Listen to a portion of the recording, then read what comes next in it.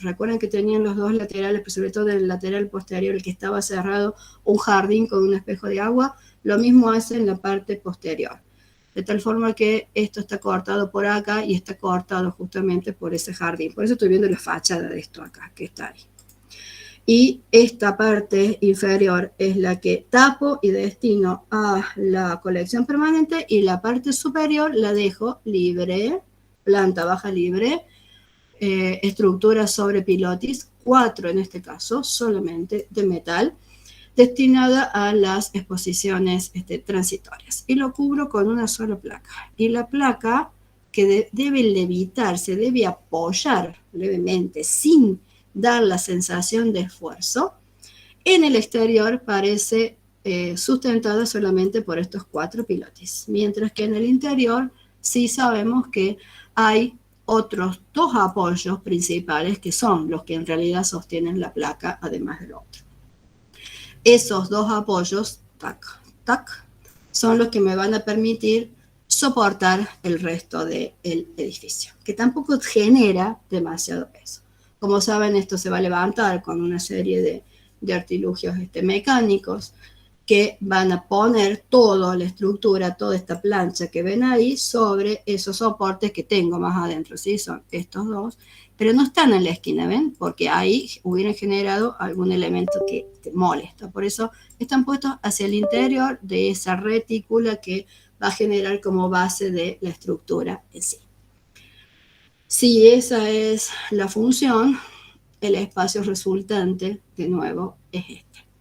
Mies van der Rohe se caracteriza por esa cuestión de menos es más. Acá lo alcanza. Hacia el final de su carrera, él pretendía hacer una arquitectura de lo mínimo, decía, casi nada. Ese nada, ¿qué es? Una superficie horizontal, otra superficie horizontal en la parte superior, piso y techo, que deje que el espacio exterior entre al espacio interior, que sea una misma cosa, una continuidad, que el espacio fluya. Esa es la prueba y eso es lo que él genera en el pabellón alemán en Barcelona. Es lo mismo que va a volver a plantear acá. Resueltos a partir de esas, columnas en cruz que tengo ahí, cuya definición en el diseño es perfecta, que van a generar esto que ven acá, que es como una columna, aunque no tenga basamento, tiene un fuste, y en vez del capitel tiene como ese elemento de transición entre el apoyo en sí de la columna, que no se usa porque se usa el alma de lo que resiste el acero, y la parte superior, lo que va a ser, lo que hubiera sido la parte del friso del templo griego, la que corresponde a la cubierta, que es esa que ustedes tienen toda cruzada ahí, se va a apoyar a la vista al menos, y va a resolver la transferencia de apoyos de ese sistema estructural. Todo lo demás es vidrio. Metros, 50 metros de vidrio. En conjunto toda la plataforma tiene 100 y pico en los laterales.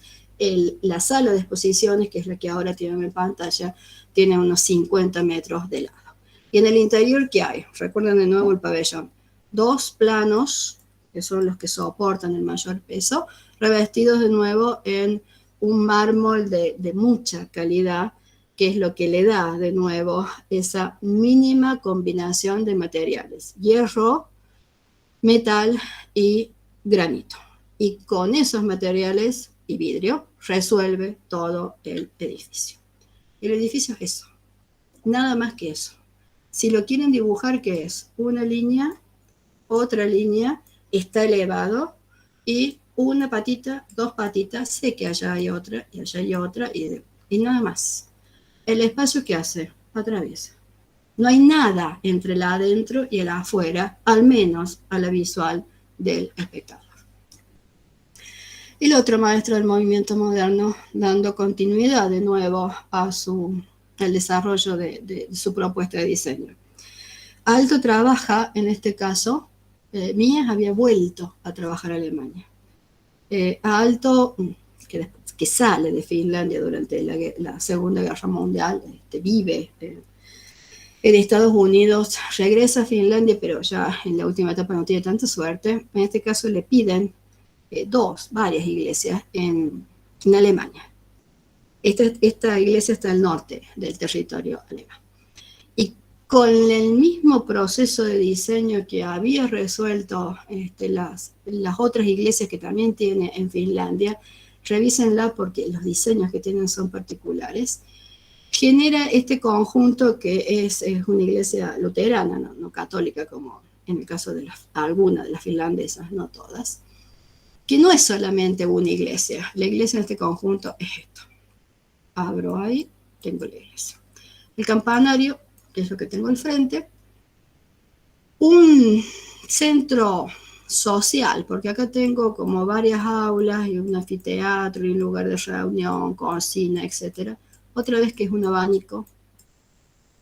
Tengo la vicaría, acá viven los sacerdotes que atienden el sistema y me queda fuera de acá una casa cuna, digamos, que es otro edificio que está separados. Ven que las plantas son todas diferentes, no parecen pertenecer a un mismo sistema. Él sobre todo maneja esta articulación de un espacio público que va como relacionando, sistematizando este edificio, con esta línea, lo llevo paralela acá, genera otro espacio, y hay algo en el edificio del frente que parece ser compañero de esto. ¿Qué es lo que lo unifica? El manejo de un ladrillo, en este caso pintado de blanco. Ahí tienen, esta es la iglesia que no parece iglesia, salvo hasta que la miren de conjunto y mire que acá al frente tiene el campanario. Esto que parecería quizás más una iglesia, pero que no lo es porque está demasiado subdividido. Y la iglesia que no tiene esa nave única, sino que parece tener una serie de elementos en abanico que cada uno deberían cumplir alguna función y que se enfocan todos hacia el punto principal, que es el altar. ¿Cómo cubre ese espacio alto? Lo cubre a través de una curva, de una cubierta que no está solamente en el techo, sino que nace del piso, se eleva, se curva y va hacia la fachada. Genera una amplia ventana en la fachada, por acá entra el sol, y por acá sería una opción de entrada que es esta, pero la entrada principal es esta. No está el centro del camino del cristiano, sino que está de costado. Y de costado ingreso entonces a la iglesia por ahí. De frente, esa cubierta que tengo ahí, que por fuera está recubierta de cobre, lo que es cobre o bronce, siempre me equivoco, y que también está separada en como diferentes ramitas del abanico, la tengo adentro, pero en este caso, ahí tienen las distintas tiras, esas curvas, están recubiertas de madera. Lo que tengo afuera en metal, lo tengo adentro en madera. Es como una mano que se abre y cubre todo el espacio. Tengo dos muros laterales, ahí y ahí. Y esos dos muros laterales se van modificando porque se van abriendo de acuerdo a qué, a la actividad. Primera actividad, primer punto focal, ahí tengo la plantita, se ve poco, pero espero que se vea, el altar, y lo tengo ahí. Y tradicionalmente, ¿yo qué haría? Trazaría una línea ahí, solo que choco contra la pared que tengo ahí. Segunda actividad importante, el baptisterio. Es este espacio que tengo acá, que se expresa en eso que tengo ahí. Si yo trazo una línea en el abanico, sería esto, y se me termina ahí. El punto de fuga está afuera del edificio, no está adentro. Trasciende el espacio interior. Otra actividad importante más, el punto de el púlpito, que para los protestantes era más importante que el altar, porque esa relación entre la Biblia que se interpretaba era lo que le daba sentido a la liturgia. Entonces tiene otra línea del abanico, que en ese caso termina ahí. ¿Tengo otra? Sí. El órgano, la música en la liturgia protestante es indispensable porque acompaña toda la liturgia. Por eso parecen órganos en estas iglesias modernas. No en el coro alto, como no tiene coro alto, sino que el coro está como un balcón en el lateral. Ahí, es esto que tengo acá. Y el órgano está en la parte superior.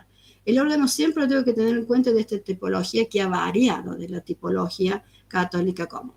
Entonces, ¿qué tengo? Una serie de líneas, no una sola, que se abre de un abanico Y esas funciones son las que después pasan a la forma.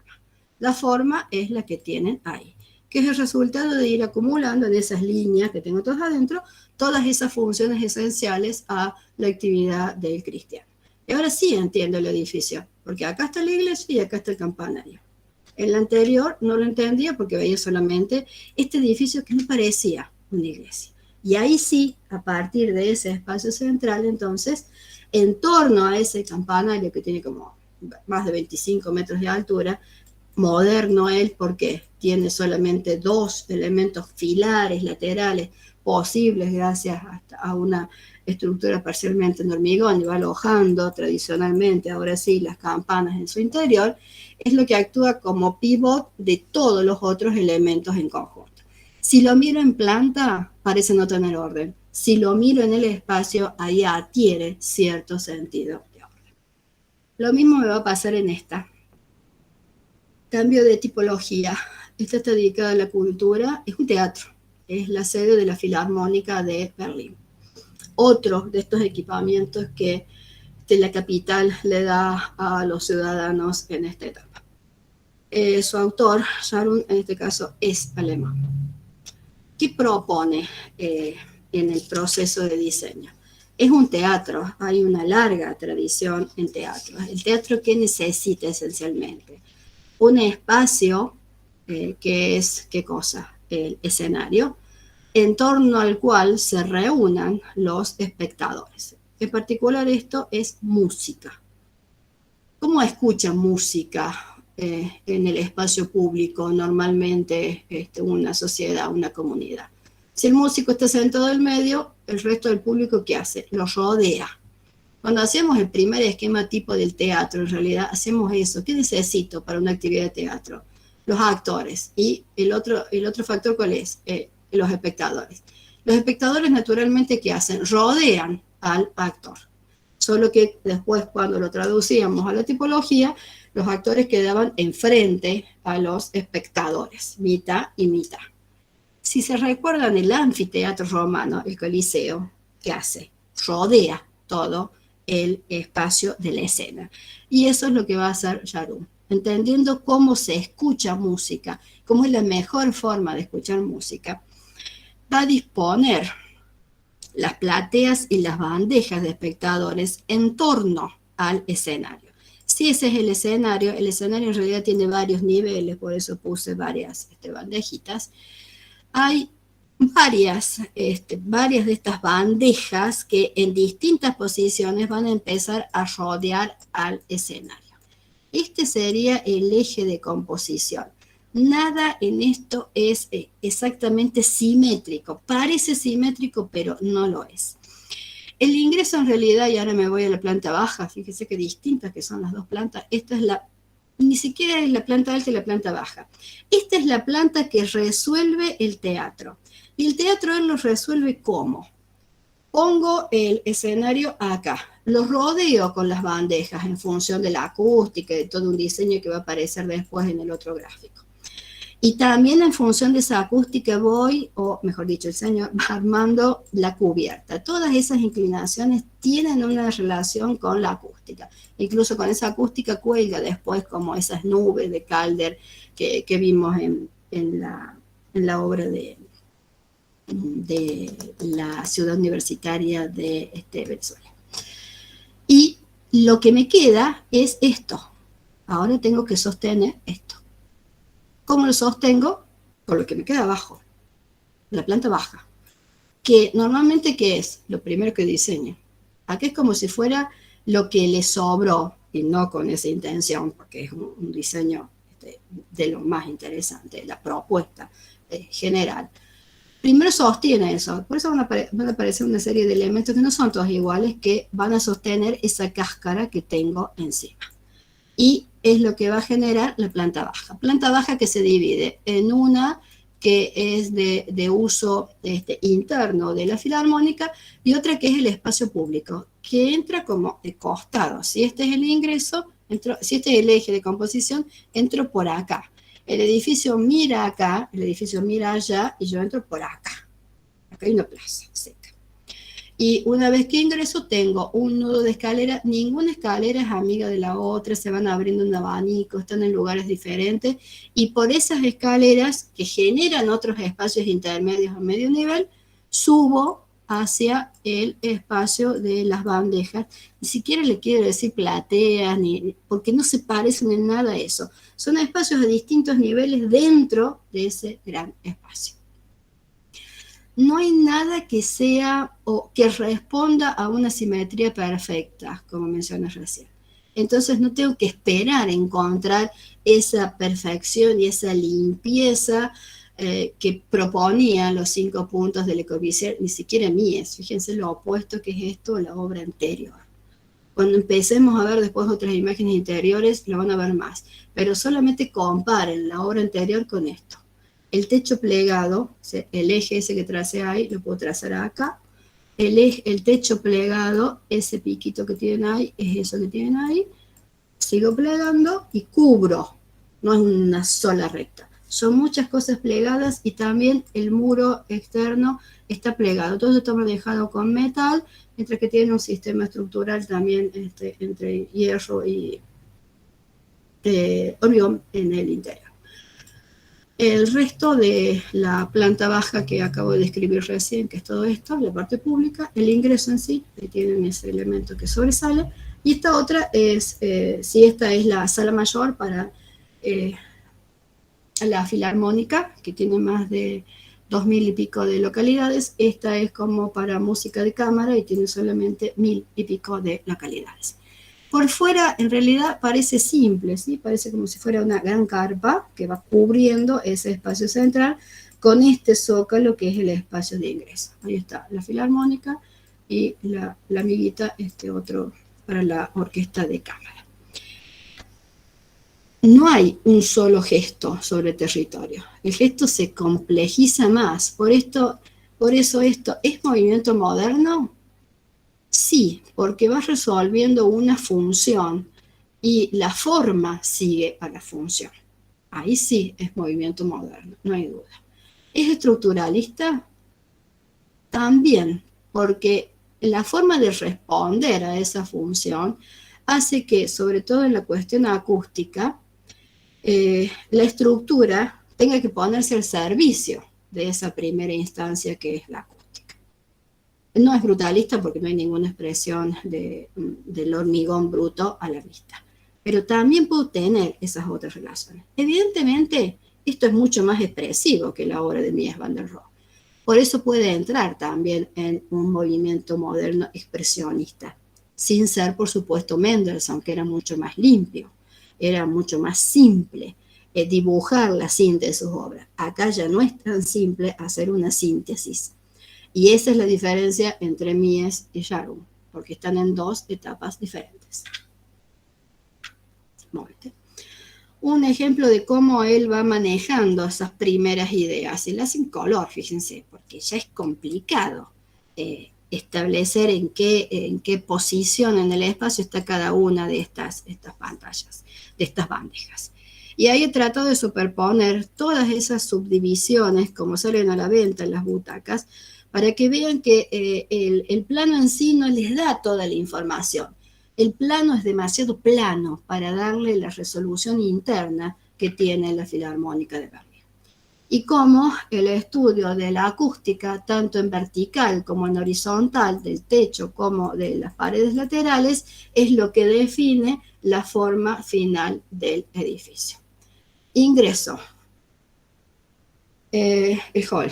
Ahí ven el sistema estructural que va soportando esa forma que tiene la sala encima.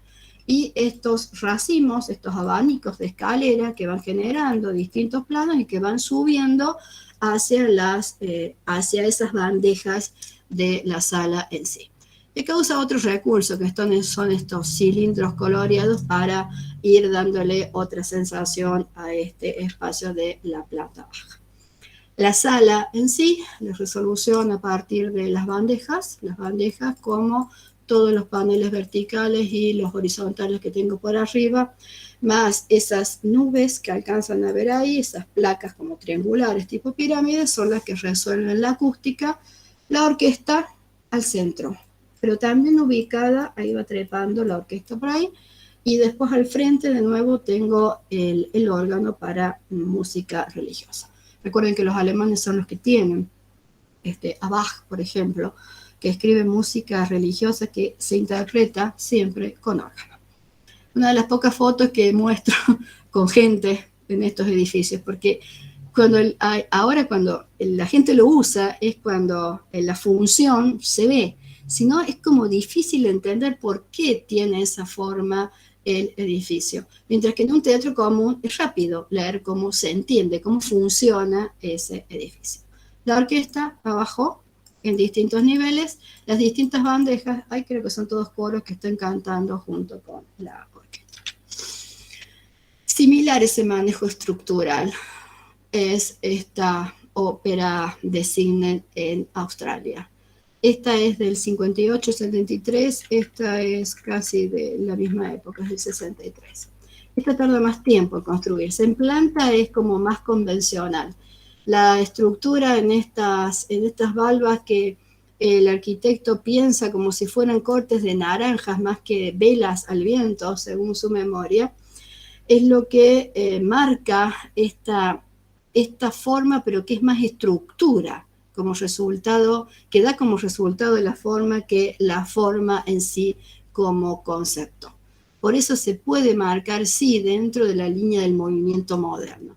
Pero ¿es solo movimiento moderno? ¿Es el juego puro de los volúmenes blancos bajo la luz? ¿Es tan puro? Sí, es blanco. ¿Es tan blanco? No, toda la parte de abajo es oscura. ¿Sigue la forma, sigue la función? No tanto. Sí, hay una cuestión acústica, pero también hay una cuestión expresiva, que es lo que busca el arquitecto. ¿Es minimalista esto? ¿Dios está en los detalles?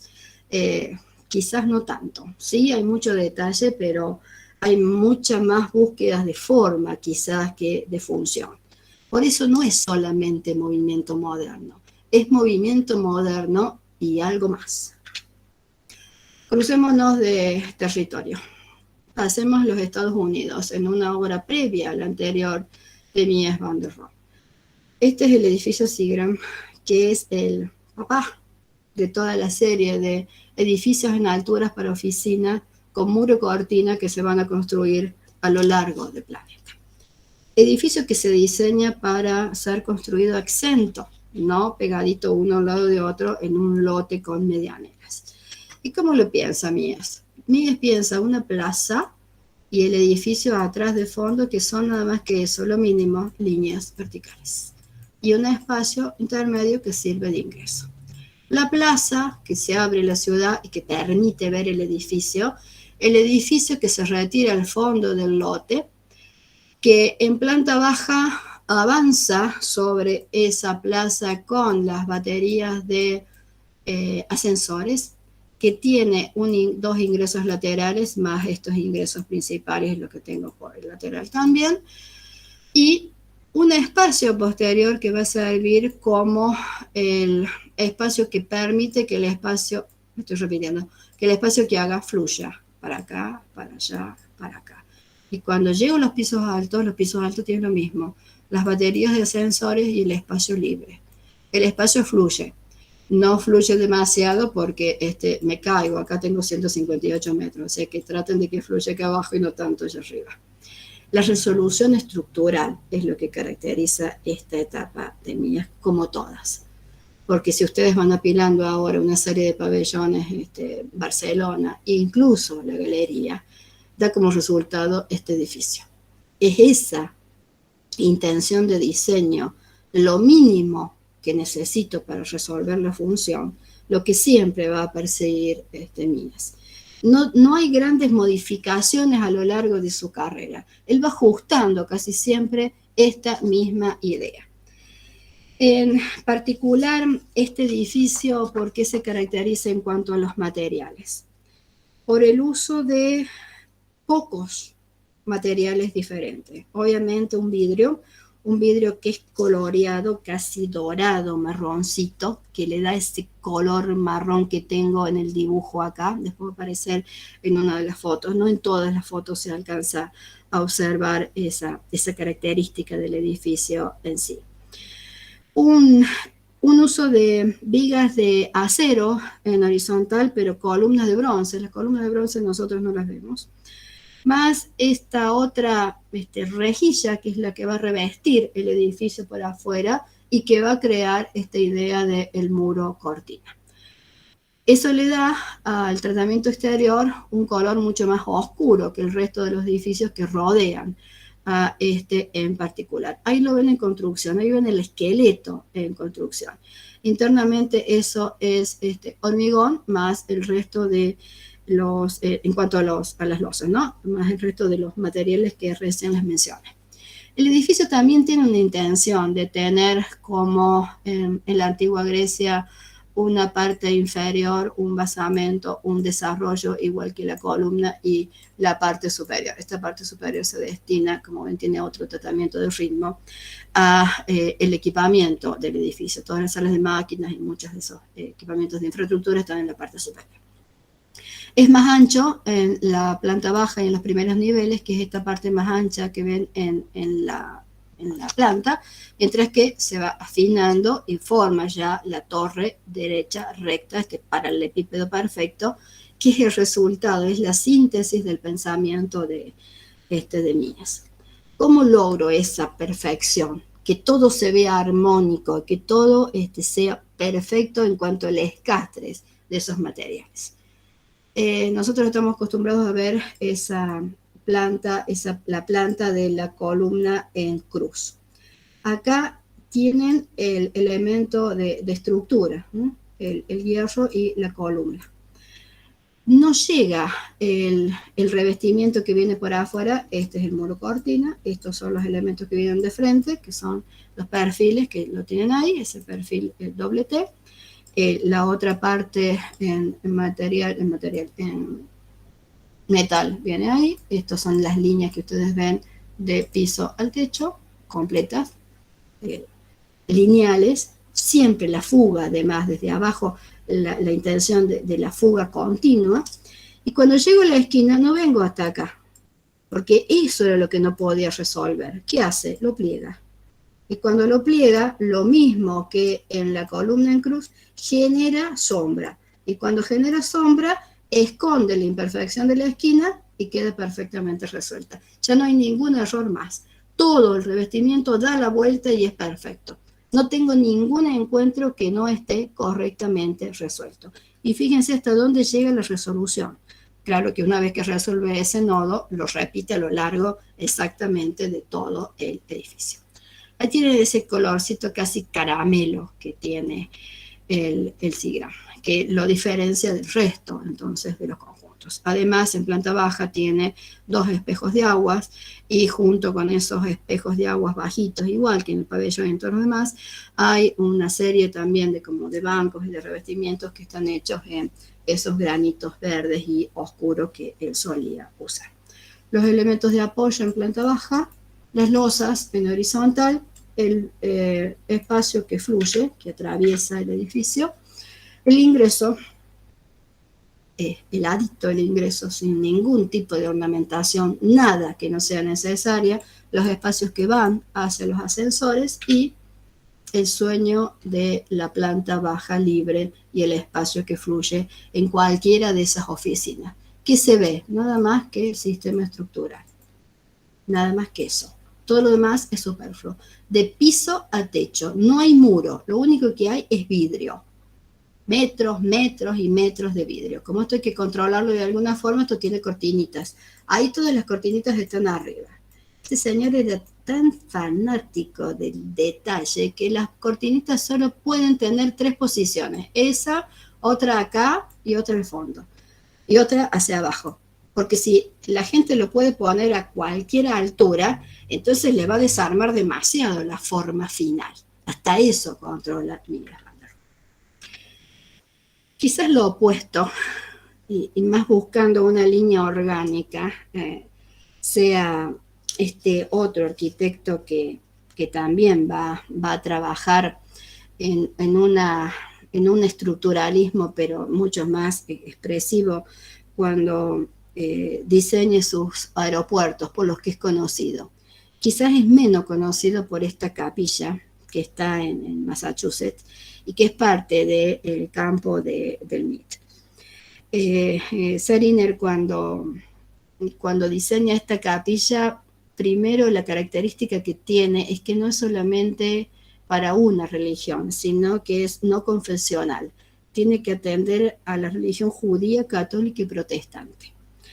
Y tiene que ser un espacio de reflexión, un espacio donde alumnos y docentes puedan tener un instante de meditación dentro de la vida agitada, al menos se lo describe, del campus.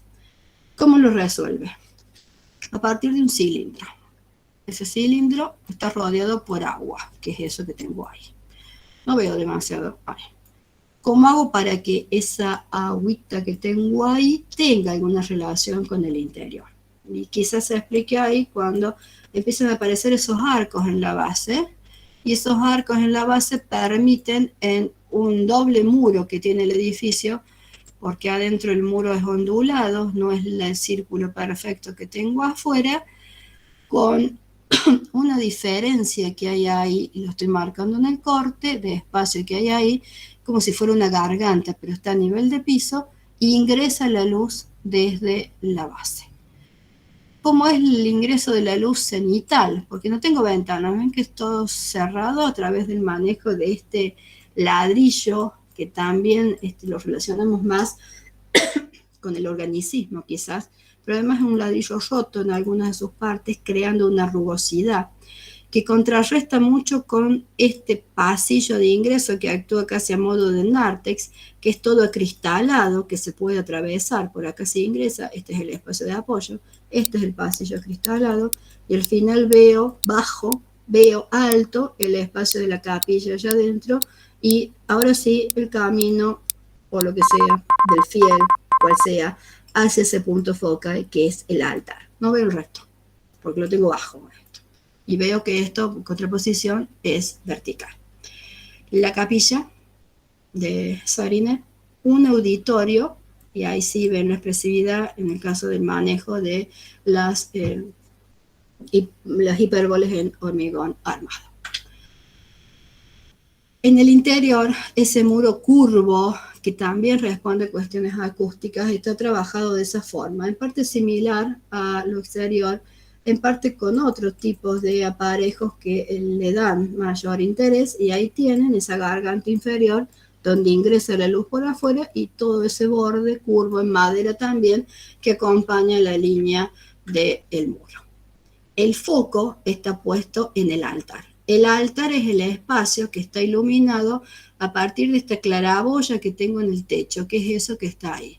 Y de la claraboya cuelga una escultura móvil. Esa escultura móvil son hilos que tienen unos pedacitos de metales enlazados, y que entre la luz y el dólar y el movimiento en sí van generando dentro del ambiente la sensación de que eso es como una lluvia o como la luz. En realidad el paso a esta cuestión de hacer física la luz en el interior del edificio. El espacio completo de la capilla. Miren la mínima expresión de un espacio, el manejo de, no del espesor en hormigón, sino como ese otro doble muro ondulado modifica absolutamente ese espacio interior, y cómo la luz solamente en un punto, esta luz ya es artificial, esto que tengo detrás ya es artificial, la luz solamente en un punto hace que este espacio sea absolutamente un espacio religioso. Parecido, pero manejado de otra forma, es este otro también movimiento moderno, quizás algo más, en Chile. La capilla del monasterio de los benedictinos en Las Condes, a las afueras, bastantes a las afueras de Santiago de Chile, está construida en el año 61 por dos hermanos de la orden, los hermanos Guarda, el hermano Gabriel Guarda y Martín Correa. Hay una influencia evidente de este juego de volúmenes puros, blancos, bajo la luz. Pero ¿cómo lo resuelven acá? A partir de relacionar los dos espacios, juxtaponer los dos espacios principales que necesita la orden para sus espacios religiosos. El espacio destinado a los hermanos de la orden, este es el monasterio. Se entra por acá, por ahí y después así. El espacio donde están los hermanos de la orden está ahí. El espacio donde están los fieles de la comunidad está ahí. Y este es el espacio de intersección de ambos espacios que descrito antes. Acá al centro está el altar. Ahí está la raja horizontal, la ventana corrida, eso que tengo ahí, que ilumina el espacio central del altar. Acá también voy a buscar de qué forma ingresa la luz para ir calificando los espacios especiales del ritual cristiano. Un cuadrado, otro cuadrado. ¿Por dónde entro? ¿Derecho? No, entro por el costado. Hay una rampa acá.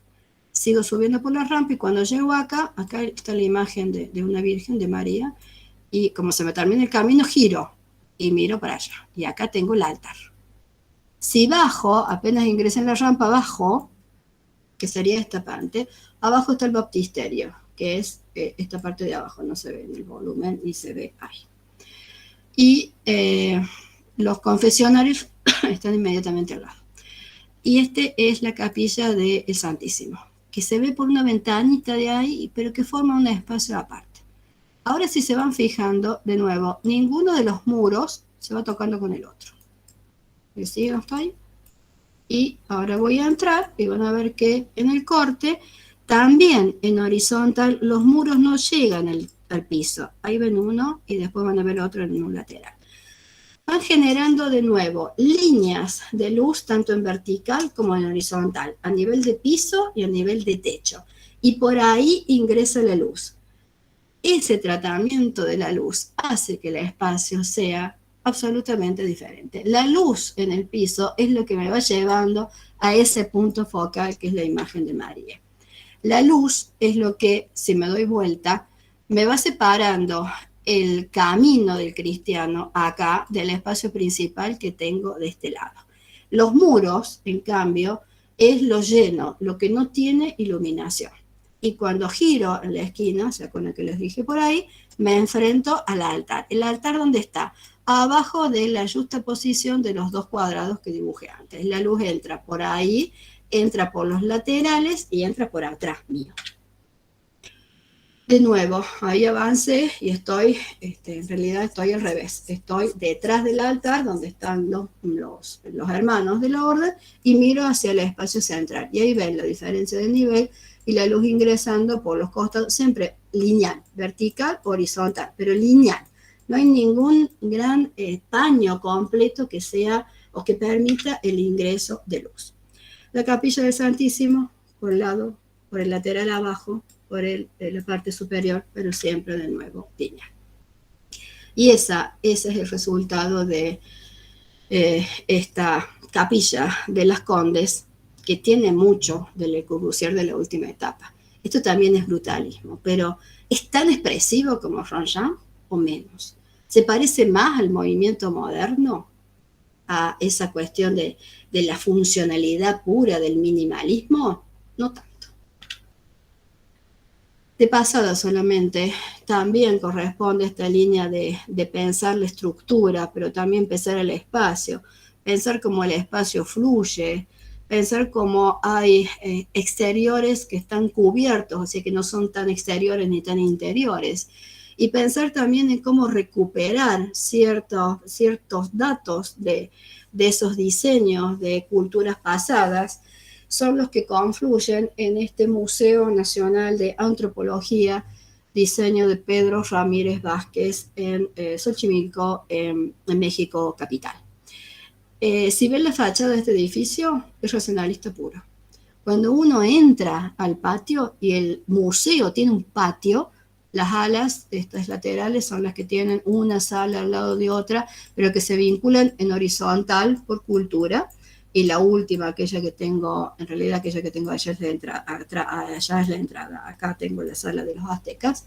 Hay un plano de agua que recuerda a la antigua Tenochtitlán, y hay un gran paraguas, esto es estructura pura, y ahí tienen todo.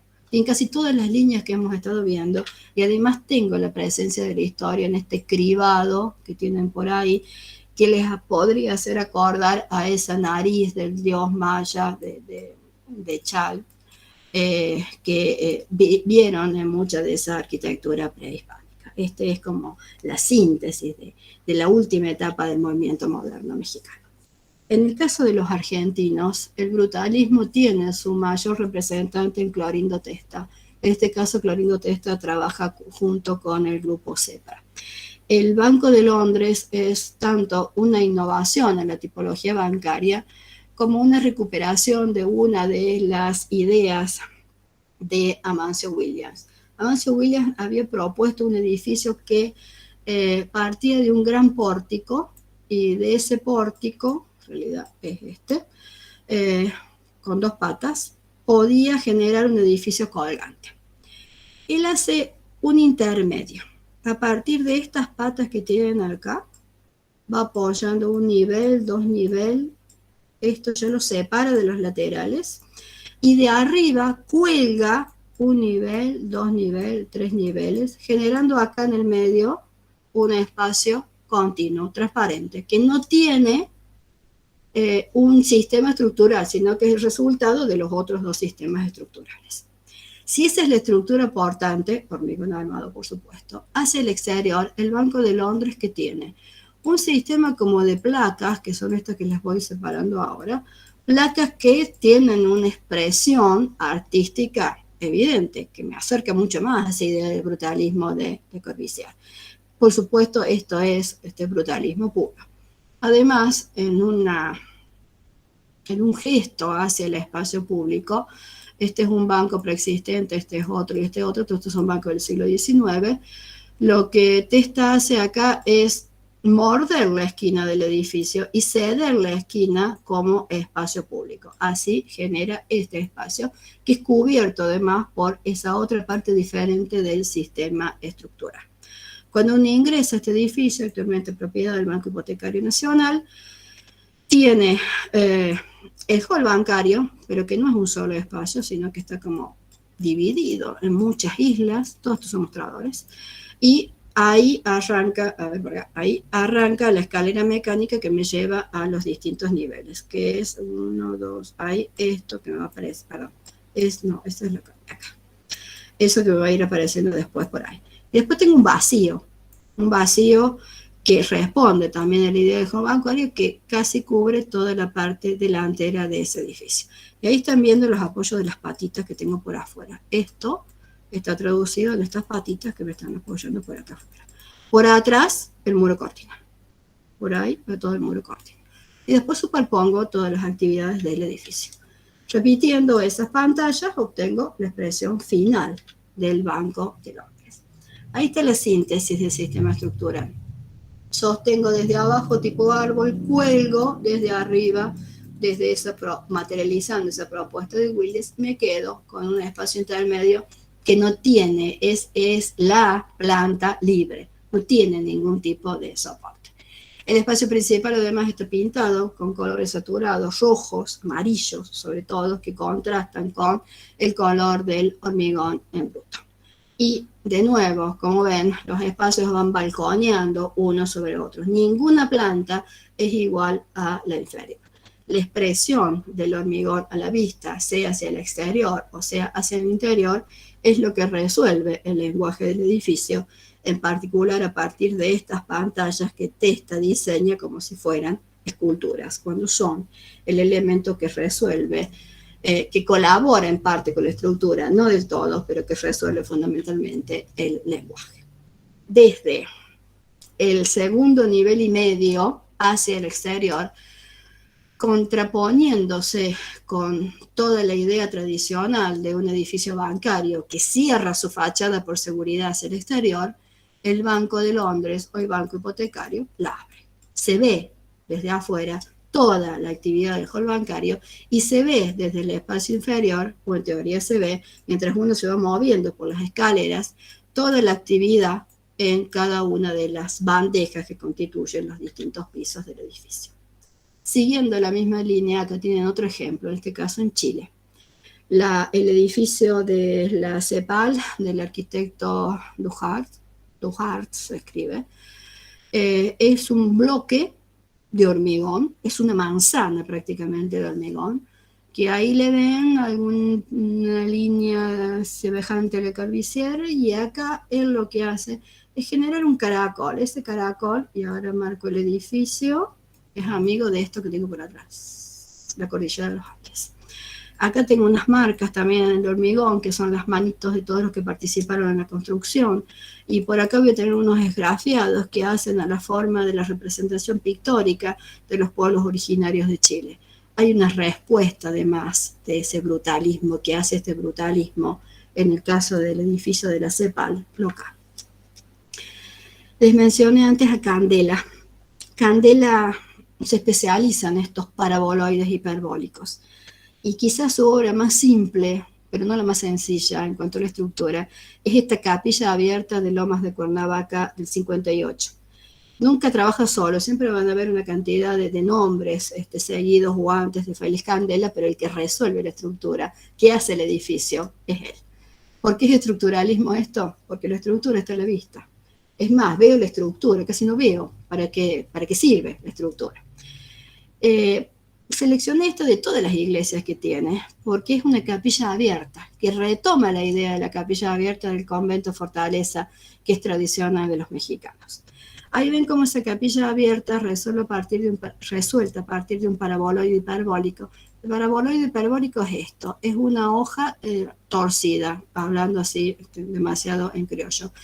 También se llaman superficies regladas. ¿Por qué? Porque si yo pongo una línea al lado de otra y la voy moviendo, como trato de dibujar ahora, reglado, regla, lineal, y la giro, la tuerzo, la torsión es la que genera la forma de mantener ese plano en el espacio, estructuralmente hablando.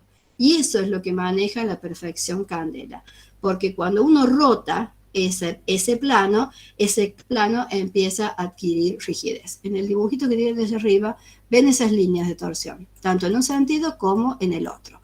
Y en ambos sentidos van generando curvas, por eso se llaman paraboloides hiperbólicos. ¿Qué tiene esta capilla abierta? Un espacio en triángulo, que es donde los fieles se van a ir sentando en forma de abanico. El altar ahí. Y hay una descripción que dice que el edificio en realidad es una sombra, porque es a la sombra de este paraboloide hiperbólico en donde la actividad se realiza. Pero el espacio en realidad es una sombra, no necesita otra definición, es solamente la sombra de ese paraboloide. Y ahora, no me deja, no lo deja.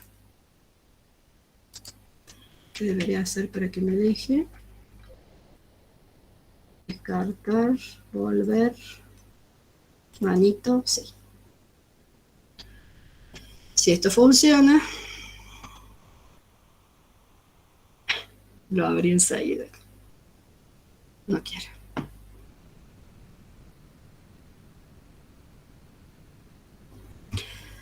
Estas son distintas reconstrucciones de la obra de Candela a partir de la estructura. Las van a encontrar prácticamente a todas si las buscan. Y si esto quiere funcionar.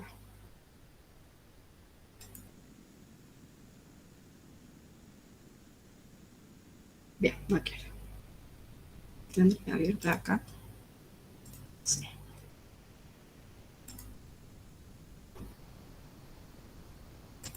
¿La ven? Sí, sí se ve, profe. Ese es el resultado. A ver si está... No, está mal. Ahora sí. Ese es el paraboloide que estaba en el dibujito. Él pasa a los planos recortan un fragmento del paraboloide y se queda con lo que va a construir. ¿Qué es eso? Ahí está el resto de los espacios de la capilla abierta. Y el resultado, fíjense la sombra. El resultado del espacio es ese. Como la sombra avanza sobre el triángulo que tiene en la base. La cruz y nada más. Resolvió la capilla. De la misma forma van a encontrar el resto de sus edificios a partir del uso de ese paraboloide hiperbólico. La sombra del paraboloide, que ahí alcanza una altura de 22 metros, eso tiene 22 metros, esto tiene 22 metros, ahí en la parte baja creo que 4 decía, y ahí tiene 8 metros de altura. Estructuralista también, y casi en el límite con esta cuestión del brutalismo, es Lina Bo Bardi, a través de varias de sus obras. Nos vamos a quedar con el Museo de Arte de San Pablo, una obra de 1947, apenas terminada la Segunda Guerra Mundial. Fíjense lo avanzado que está la propuesta estructuralista en el caso de Brasil. ¿A partir de qué elementos resuelve Lina este edificio? A partir de 2 pórticos. Esto no me va a dejar jugar. Las patitas de los 2 pórticos son estas. Patita, patita, pórtico rojo, pórtico, pórtico, pórtico. De eso cuelgo el paralelepípedo en vidrio que tengo abajo. Y me estoy refiriendo a esto. Pórtico, pórtico, tengo otro pórtico abajo que no lo veo, porque es el que soporta el resto, la pata del pórtico, una escalera que sube, que en planta baja está acá, es el ingreso al edificio, una gran plaza que pasa por debajo del edificio, que se transforma en un gran espacio público, que a veces sirve y a veces no, y en la parte inferior, la otra planta del edificio, que es esta que tienen arriba, que es no solo la parte que está volada, sino este gran espacio de exposición más espacio de apoyos que están en los laterales, que es esto que les estoy señalando acá. Esta escalera roja encontrada que tienen señalada ahí es esta escalera que está en este lateral. Acá está el auditorio, la plaza, planta baja libre, el espacio público, todo lo demás, paseo arquitectónico. La función resuelta en la colección principal expuesta ahí, en parte de la colección principal y partes de salas de exposición transitoria ahí y acá, y el resto de las actividades de conservación del museo en los laterales del conjunto. El edificio que se ve siempre es esta parte que tengo acá arriba. La que no se ve, siguiendo la idea de la galería, que es posterior en realidad de Mies, es lo que tengo acá abajo. Ahí la plaza. La plaza se conecta con el resto del espacio público. De nuevo, que tengo un pórtico y del pórtico cuelgo el paralelepípedo que se resuelve también con la idea del muro cortina. Y ahí lo tienen. Si recuerdan la Casa del Puente, también tiene cierto parentesco con la Casa del Puente. El manejo de las escaleras en este edificio, esta es la parte de la planta baja, tanto en este cruce sobre el espacio principal como en el propio desarrollo de las escaleras, es lo que más califica la parte interior del museo. En la planta superior, en esta que tengo acá, que es absolutamente libre, la exposición es de esta forma. Los cuadros están colgados, casi adheridos, suspendidos, mejor dicho, de vidrios. Esta es la base que sostiene la fuerza, el peso del vidrio en sí, y algunos están colgados directamente de rieles, otros son partes, cuando son más chiquitos, de este sistema que está puesto sobre vidrio. De modo que uno parado acá, este es el final de la exposición, y después se va moviendo libremente en torno a eso, pero es una sola cosa entre el cuadro, todo el espacio, y también el espacio que estoy viendo hacia las afueras del edificio en sí. Para allá tengo una plaza, para acá tengo una avenida importante, pero quizás lo más rico está del otro lado. En esa parte inferior, resuelta también a partir de esa expresión del hormigón en bruto, el espacio de la sala de conferencias ya con toda la estructura a la vista. Son muy pocos los recursos que está utilizando acá. Está utilizando hormigón armado, está utilizando algo de metal, está utilizando hierro. Solo que el hormigón armado acá tiene color, es rojo y es saturado. Porque esto es brasileño. Tiene que mostrar de alguna forma que esto no está en cualquier lado. Tiene lo mínimo, como dice Mies, sí, casi que tiene lo mismo, como dice Mies. Sin embargo, quizás a Mies le sobraría el color, porque no está de acuerdo con, o no va con el pensamiento casi mínimo de Mies van der Rohe. Sí va con esta idea de poner un signo, un objeto sobre el territorio y que se vea, porque está en una de las ciudades que van a ser, se va a transformar en una de las grandes ciudades del mundo por la dimensión que va a adquirir Sao Paulo. Por lo tanto, el edificio también está a escala de la ciudad donde se va a insertar. Usados, estos edificios obviamente son otra cosa. Y ahí ven ese espacio de la planta baja que a veces parece como solitario, como demasiado grande, sobredimensionado para el edificio, pero que cuando tiene la actividad, cuando está usado de alguna forma, adquiere la relevancia para el que lo piensa la autora. Una nuestra, ese brutalismo que habíamos visto en la última etapa de Le Corbusier, en el caso de la Argentina también toma esta otra dirección, el casablanquismo. El casablanquismo nace a partir de una exposición de 14 casas blancas y la iglesia de Fátima en Martínez, obra de Claudio Caveris y Eduardo Ellis, los dos principales representantes de este casablanquismo, se va a transformar como en la imagen de este movimiento. ¿A qué responde este movimiento? A una idea de volver de nuevo a buscar esa idea de la identidad de la arquitectura argentina. Lo habíamos visto con el neocolonial. Esta es como la articulación entre ese neocolonial de la primera parte y los otros movimientos que van a buscar lo mismo en la segunda parte del siglo XX. ¿En qué se inspira? ¿Qué otras fuentes tiene el casablanquismo? Además de la evidente influencia de Le Corbusier que tengo por este lado y por otras cosas. En las capillas del norte argentino, fíjense que esa resolución es casi esta, pero que también el juego de los volúmenes, y las de ustedes son bastante parecidas a esta, es similar al que los arquitectos van a plantear en Fátima. ¿Cómo usa el fiel cristiano a Fátima? Acá hay una explanada que está sobrelevada, porque abajo además tengo actividades, fíjense que en los cortes ustedes van a ver esto abajo, ahí subo e ingreso al edificio.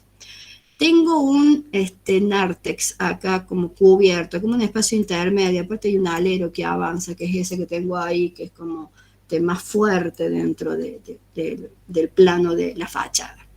Tampoco sé cuál es la fachada, porque la fachada la puedo leer desde la calle acá, pero también la puedo leer desde acá. O sea, no es un edificio que se aprenda rápidamente, lo tengo que ir descubriendo. Ingreso al edificio. El altar no está al fondo. ¿Se acuerdan cómo había cambiado la tipología del teatro? La Iglesia, a partir del Concilio Vaticano II, pide un acercamiento más hacia los fieles, respondiendo a todo lo que hemos dicho antes de la cuestión social. Una de las cosas que propone el Concilio Vaticano II es, primero, dar la misa en un idioma que los otros entiendan. Segundo, acercar el oficiante, el sacerdote, a la congregación de los fieles. Darlo vuelta, que no diga la misa mirando hacia el altar de espalda a los fieles. Tercero, poner al altar en una posición central, sacar el retablo de allá y pasarlo al centro, con lo cual el altar se separa del retablo que está al fondo y pasa al menos separado del retablo. En el caso de Fátima, que si se fijan es anterior al 72, hace exactamente eso. Y al quedar en el centro tengo una nave, dos naves, tres naves, cuatro naves que miran hacia ese punto focal.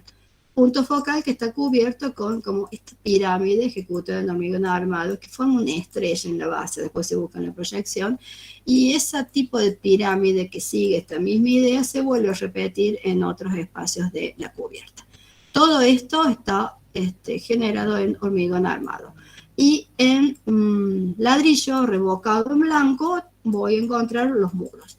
Los muros son gruesos, los muros no son los muros de 20 o 30, sino que son muros más importantes. Y ahora si los siguen en la planta, de nuevo los muros que hacen no se tocan entre ellos. Y hay rajas, y en esas rajas ingresa la luz. La luz de nuevo es filar, es vertical casi siempre en el caso de Fátima, y va generando mucha luz y sombra, porque ven que tiene muchos de esos espacios intermedios que hacen justamente eso.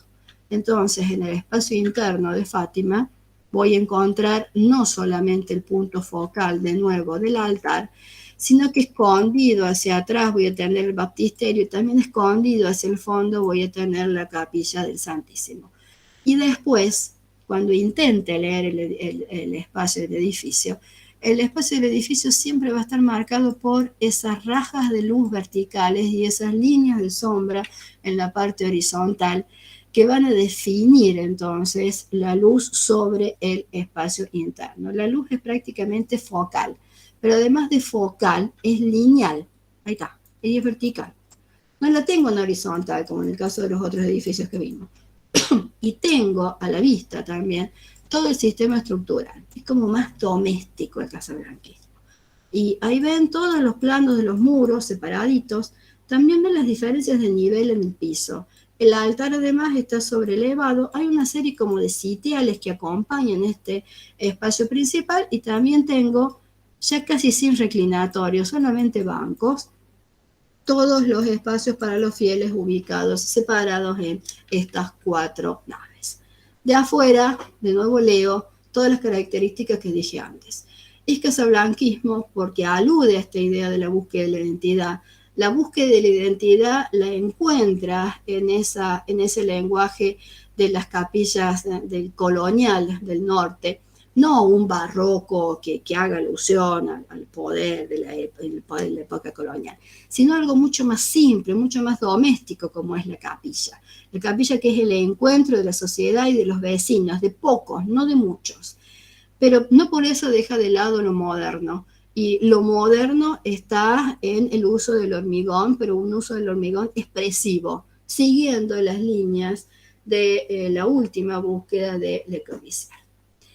Y separado de eso, y esta capilla es también del 52 al 55, Barragán, mexicano, ustedes lo conocen por la última obra de Barragán, esta es una de las primeras, diseña para un pequeño grupo de hermanas capuchinas esta capilla de los capuchinos en Tlalpan, que es un barrio de entorno lejano, no tan cerca del centro de la Ciudad de México.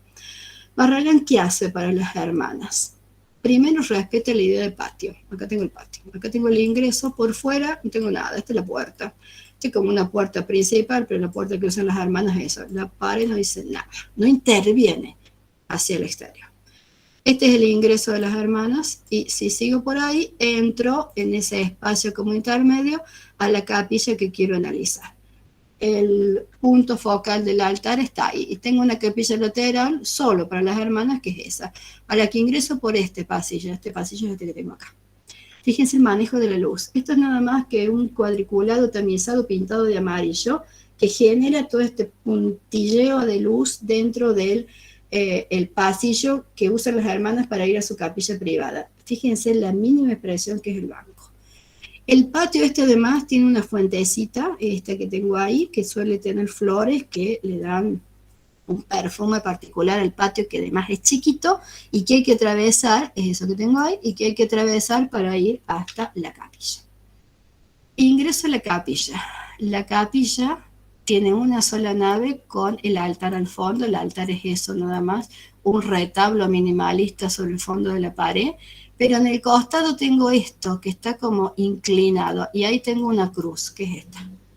La cruz está iluminada por esa raja que tiene unos vidrios como color caramelo, y a lo largo del día la luz de esa raja ilumina la cruz y va girando la sombra de la cruz hasta llegar prácticamente al altar.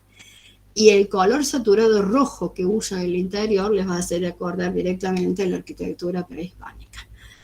¿Es movimiento moderno?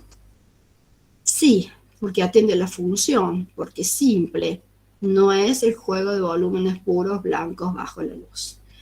¿Busca la luz como el recurso fundamental para definir el espacio? Sí, en eso es movimiento moderno. ¿Es brutalista? No, porque la expresión del hormigón, en el caso que lo use, es casi todo muro esto, el poco hormigón sobre el techo. No es como una expresión, y tampoco es estructuralista porque la estructura no es lo que me interesa, es la característica de cómo usa los materiales y el color para incidir en el espacio, lo que va a definir la capilla de las capuchinas de Barragán. La última, fuera de programa. ¿Qué es esto? Es difícil de definir.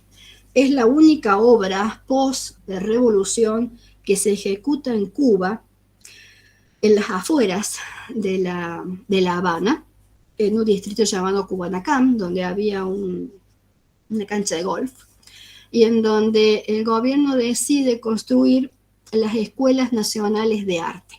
Las escuelas nacionales de arte son las 1, 2, 3, 4, 5 plantas que tienen en pantalla, que están en un territorio extenso, hay como 400 metros entre este edificio y este edificio.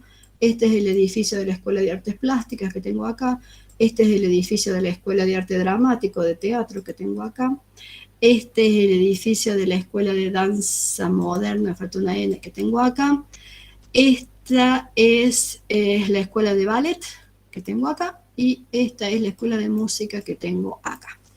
Esta se ejecutó completa, se empieza a construir a partir de las revoluciones del 59, se empieza a pensar en el 60, el proyecto es del 61, pero se construyen solamente hasta el 65, después no hay más presupuesto, son otros los intereses, hay una fuerte influencia del movimiento moderno ruso en este caso, un movimiento moderno mucho más severo, mucho más estructural si quieren, mucho más prefabricado, sin tanta innovación, sin tanto individualismo, porque somos todos iguales, y se dejan de construir a partir del 65, por lo cual la escuela de música solo se construye esa línea que está marcada ahí, y el resto no se llega a ejecutar.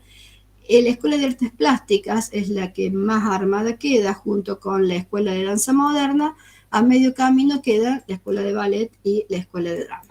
Sin embargo, se usan. La escuela, sobre todo la escuela de artes plásticas, la escuela de danza moderna, aún no terminadas, son espacios que se empiezan a usar para dar clase. Después el abandono de los edificios hacen que prácticamente haya que reconstruirlas, y ese es el proceso actual del conjunto en general. ¿Cuál es la característica de esto? El trabajo orgánico que van a usar sus autores. El que hace el plan maestro es Porro, Ricardo Porro, y lo acompañan dos arquitectos italianos ellos, Gotardi y Garatti, que son los autores de las propuestas de las escuelas. La escuela de drama no tiene ni foto ni maqueta. Hay un interés por usar el mismo sistema estructural a partir de la bóveda rebajada o la bóveda catalana, y usar también el mismo material, el ladrillo.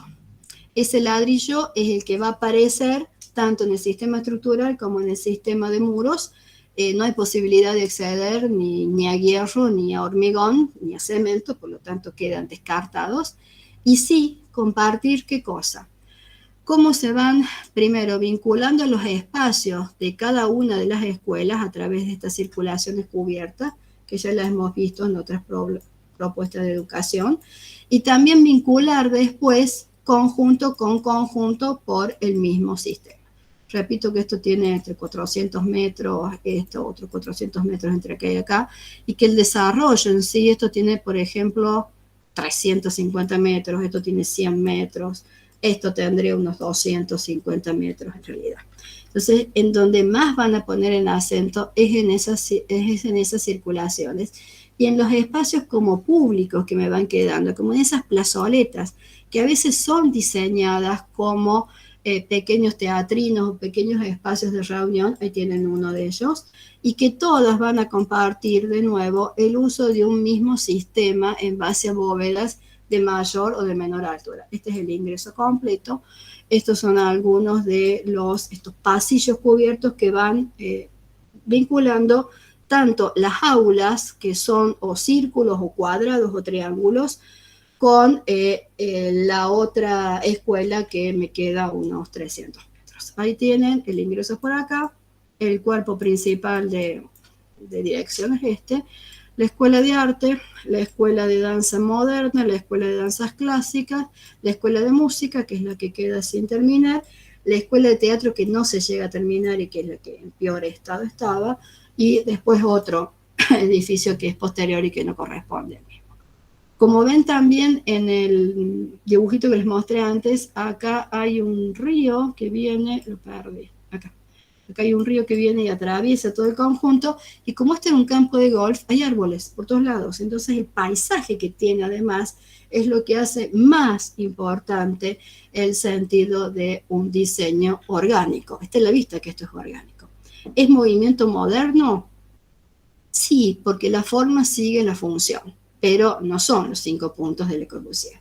¿Hay planta baja libre? En algunos casos, pero no tengo el manejo perfecto de esta cuestión del detalle, porque además el momento económico no lo permite, ni la resolución estructural que hemos visto en otros casos. Si me acerco a una de ellas, esta es, por ejemplo, la Escuela de Artes Plásticas, la que estaba como más terminadita.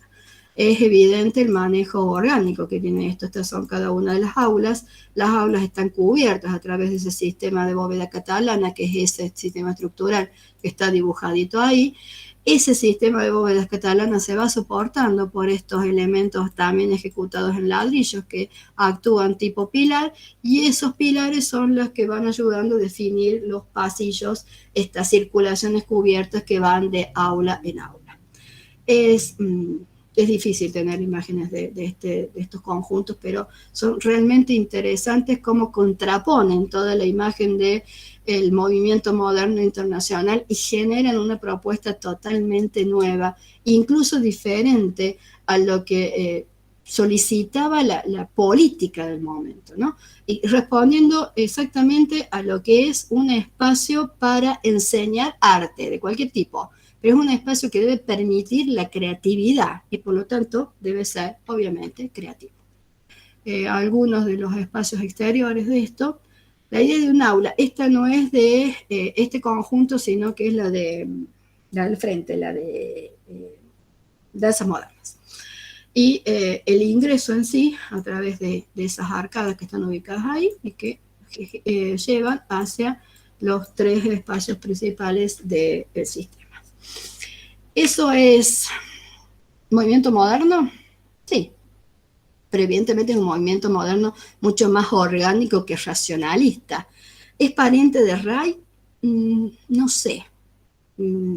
Quizás por el uso del ladrillo, pero no es tan horizontal, ni tan lineal, ni es tan doméstico como Ray proponía, y tiene, por supuesto, una calidad constructiva que no alcanza el cuidado, aunque Ray no era tan detallista como lo va a ser Mies van der Rohe. Sí tiene una idea de relacionarse con la sociedad, con la cultura de la sociedad, sea esta la colonial en estos espacios interiores oscuros que necesita este clima más fresco, sea también la idea de espacios que hagan al espacio exterior y al uso de espacios exteriores como núcleos sociales, que es parte de la cultura afro también, pero que va un poco más allá, innovando todos esos aportes, mostrando también esta cuestión revolucionaria.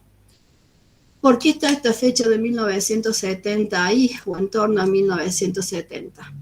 Porque el 16 de marzo del 72 se demuele una serie de edificios que, respondiendo al esquema internacional, sobre todo es la idea de Le Corbusier y de los Siam, como respuesta de la vivienda a este tipo de planes de vivienda social, sobre todo en San Luis, esto es Estados Unidos, se demuelen porque ya no se usan, porque no hay quien los quiera comprar ni usar, este conjunto de edificios de vivienda social.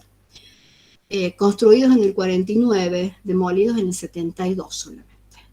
Según Jenks, que es el que escribe sobre el movimiento moderno y su muerte y su desaparición, este es el certificado de defunción del movimiento moderno.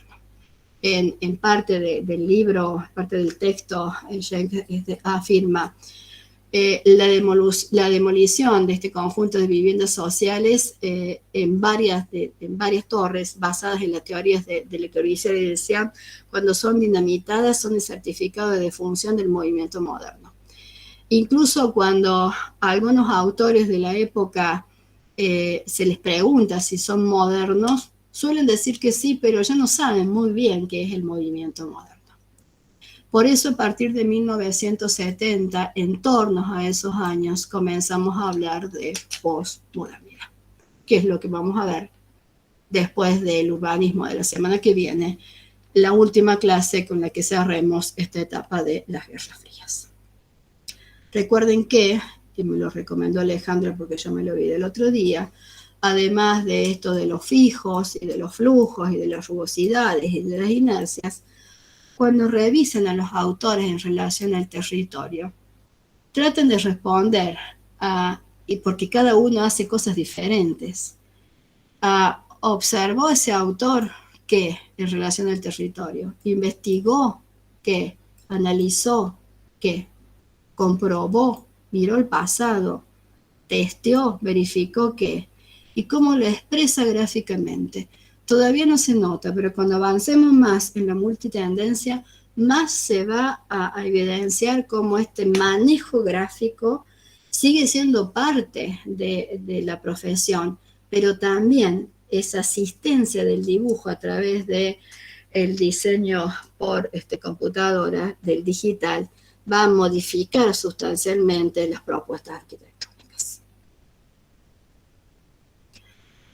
Muy bien. Me agote. Preguntas.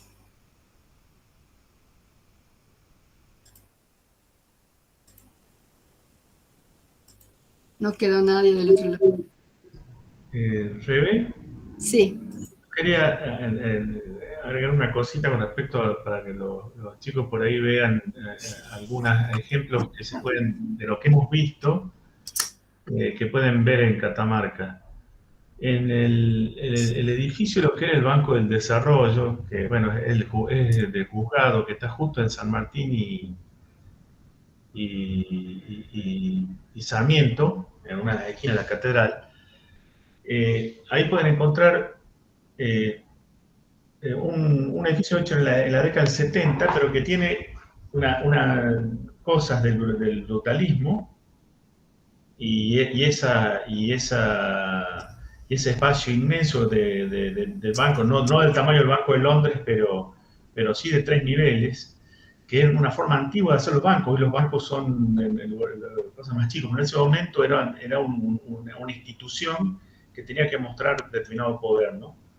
Y ese banco está construido de esa manera. Y tiene adelante en la fachada que da sobre calle Sarmiento, algunos recursos similares al que usó Le Corbusier en Ronchamps, que son algunas de las ventanas abocinadas y colocadas, a pesar que la estructura es muy... está dividida ortogralmente, pero están ubicadas no en forma lineal, están un poco sin llevar una simetría.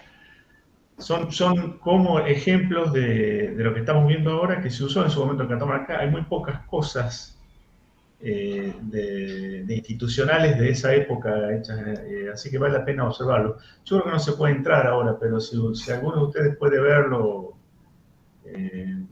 entrar a ese hall central, tienen todos los elementos que hemos estado viendo ahora: uso de color, distintos materiales, la expresión de los materiales a la vista, ¿no? A la vista. Todo eso. Gracias, Ernesto. Profe, en ese caso podríamos